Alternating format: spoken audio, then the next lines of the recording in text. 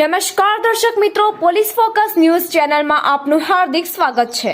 હવે એક નજર આજના મુખ્ય સમાચાર પર।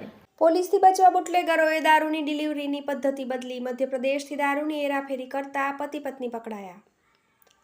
પોલીસથી બચવા માટે બુટલેગરો દ્વારા દારૂની ડિલિવરીની જુદી જુદી તરકીબો અજમાવવામાં આવતી હોય છે, જે પૈકી આજે એક દંપતી પોલીસના હાથે ઝડપાઈ ગયું છે। ડભોઈ રોડના ગણેશનગર પાસેથી પોલીસને જોઈ દારૂના થેલા માથે મૂકી જઈ રહેલા પતિ પત્નીએ ઝડપભેર ચાલવા માંડતા પોલીસને શંકા ગઈ હતી। પોલીસ તેની પાછળ ગઈ ત્યારે બંને પતિ પત્ની રિક્ષામાં બેસીને ફરાર થાય તે પહેલા પોલીસે તેમને ઝડપી પાડ્યા હતા।